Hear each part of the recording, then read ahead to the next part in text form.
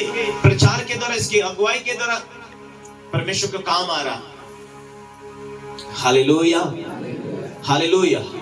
Corona के समय बीमारी आई, उस बीमारी में बहुत सारे लोगों को मैंने देखा, विश्वास में थे लेकिन ऊपरा ऊपरी, उनकी जो जड़ें थी वो ऊपरा ऊपरी थी, उनकी नींव परमेश्वर के साथ नहीं थी, परमेश्वर की आज्ञाकारिता नहीं थे। वो कहीं ना कहीं शैतान से फाइट करने में कमजोर थे, इसलिए शैतान कोशिश किया। बहुत सारे लोग, मैंने बहुत सारे राज्य के अंदर देखा जो नेतागण थे, जो बुद्धिमान थे, प्रभु को भी मानते थे, आधा पैर संसार में, आधा पैर विश्वास में। एक तरफ से स्वर्ग जाना चाहते, दूसरी तरफ से वो संसार को खुश करना चाहते।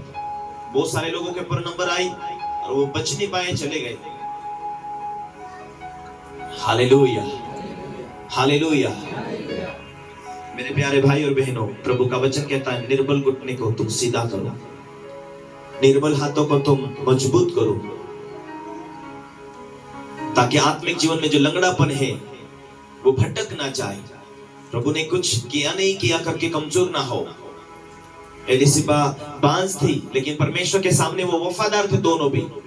परमेश्वर ने अपने समय में, टाइम में फल दिया। वो फल इतना आशीष का कारण रहा, वो बेटा इतना आशीष का कारण रहा कि सारी दुनिया उसे धन्य कहने लगी। परमेश्वर अपने समय में जो बरकत देगा वो तुम्हें तो धन्य कहेगा, तुम्हारी बरकतों को धन्य कहेगा। हालेलुया। इसलिए टिके रहना कितना जरूरी है। हमारी आत्मिक जीवन की तैयारी, 2025 की तैयारी परमेश्वर के साथ में हमें जिए। उस पेड़ के समान बने जो बहती नाली के किनारे लगाया गया, वो अपनी ऋतु में फलता है।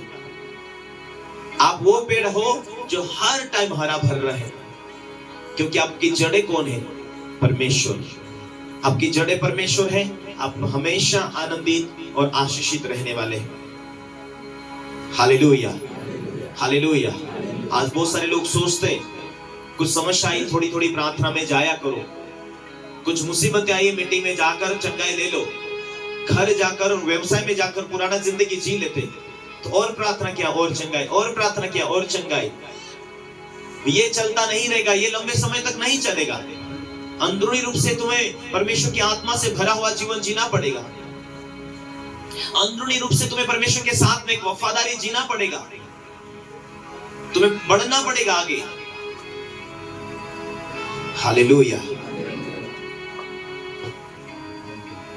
यदि आप परमेश्वर के वचन, उत्पत्ति का किताब उसका 6 अध्याय उसके 9वें बाब में देखते हैं, उसमें लिखा है, नूह की वंशावली यह है। नूह धर्मी पुरुष और अपने समय के लोगों में खरा था, और नूह परमेश्वर ही के साथ चलता था। नूह परमेश्वर के साथ ही चलता था। परमेश्वर ने कहा, नूह, यदि आप 5 में पढ़ते हैं, 6 का 5, यहोवा ने देखा कि मनुष्य की बुराई पृथ्वी पर बढ़ गई, उनके मन में वे विचार जो भी है, कुछ भी उत्पन्न होता, वह निरंतर बुरा होता है। और यहोवा ने पृथ्वी पर मनुष्य को बनाने से पछताया और मन में अति दुखी हुआ, प्रभु खेदित हुआ। तब परमेश्वर ने कहा, मैं मनुष्य को जिसको मैंने सृजा है, जिसको मैंने बनाया है, मनुष्य को जिसको मैंने बनाया है, पृथ्वी के ऊपर से मिटा दूंगा। क्या मनुष्य, क्या पशु, क्या रेंगने वाले जंतु, क्या आकाश के पक्षी, सबको मिटा दूंगा, क्योंकि मैं उनके बनाने से पछताता हूं। परंतु यहोवा के अनुग्रह की दृष्टि नूह पर बनी रही। नूह एक खरा व्यक्ति था, सीधा व्यक्ति था, परमेश्वर का भय मानने वाला, परमेश्वर के एक एक आज्ञाओं को पालन करने वाला था। परमेश्वर आवाज देकर कहता है, नूह, दुनिया में तू ही धर्मी दिख रहा मुझे, लेकिन सारी मानव जाति अपना अपना चाल चलन बिगाड़ लिया। मैं इंसान को बनाकर पछता रहा हूं, मैं खत्म कर दूंगा इंसान को। परमेश्वर पक्का निर्णय कर लेते, क्यों? उनके पापी हो जाने के कारण। क्यों? परमेश्वर की आज्ञा तोड़ने के कारण। क्यों? परमेश्वर के नियमों को वो इंसान तोड़ रहा है, इस कारण परमेश्वर दुखी हुआ। नूह से बात किया, नूह, तू धर्मी है, तू जहाज बना ले, तू और तेरा घराना बचाया जाएगा। पूरी संसार, पूरी मानव जाति को परमेश्वर खत्म तो किया, लेकिन एक व्यक्ति को बचाने के लिए उसे नहीं मालूम था कि परमेश्वर क्या करने वाला है। और परमेश्वर कहता है, मैं सारी संसार को मार दूंगा। तो नूह के पास बुद्धि नहीं था कि वो कैसे बचाया जाए, कैसे जहाज बनाएगा। परमेश्वर ने कहा, परमेश्वर ने कहा गोपेर नाम की लकड़ी ला, और परमेश्वर को भी लकड़ी को भी अगुवाई नहीं करता था, तो किसी भी लकड़ी की वो जहाज बना लेता था नूह, और जो पानी आता था वो डूब जाता था। उसकी प्लानिंग है बचाने के लिए, तो आगे क्या करना वो भी सलाह देगा। सोचो, परमेश्वर की प्लानिंग है तुम्हें कि क्रूस के द्वारा, यीशु के द्वारा बचा लेना, तो उसको मालूम है कि अब ये बढ़ेंगे कैसे, इन्हें बरकत भी कैसी मिलेगी, तो उसी की सलाह के द्वारा तुम्हें एक एक रोज अगुवाई मिलनी चाहिए।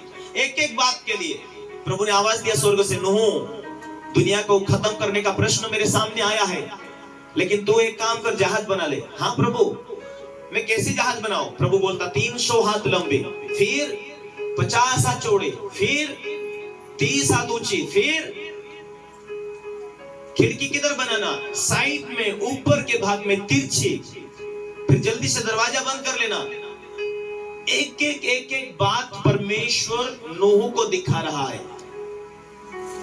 आज कलीसिया को मैं पूछना चाहता हूं, हफ्ते में कितनी बार तुमने अगुवाई पाया? साल में कितनी बार अगुवाई पाया?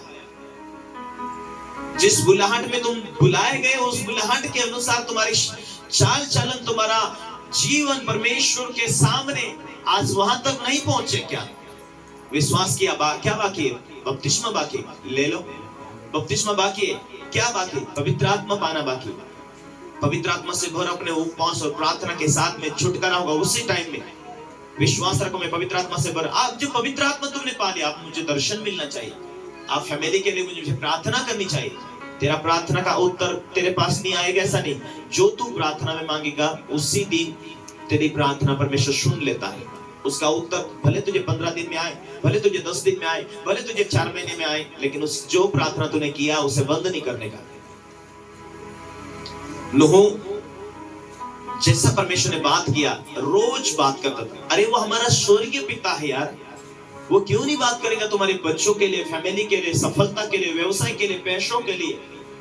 पवित्र आत्मा से तो एक बार भर तो जाओ, पवित्र आत्मा को खुश तो करो। कोई 500 रुपए देने वाला वो भी बातें बोल देता पवित्र आत्मा, कोई गिरने वाला वो भी बता देगा पवित्र आत्मा। उसके टाइम में वो उत्तर देगा, उसके समय में वो उत्तर देगा। वो रोज नहीं बात करता है, कभी कभी उदास हो जाते तभी वो बात करता, कभी कभी निराश हो जाते तभी बात करता, कहीं मीटिंग में जाना है तभी वो बात करता। परमेश्वर को पूछना उसका टाइम, वो कब समय में बात करे, वो कब अगुवाई दे, या कभी वचन के द्वारा आवाज देकर बात करे। वचन आएगा, वो अपने समय में उत्तर देगा, अपने समय में वो तुम्हारी प्रार्थना को सुनेगा। हालेलुया।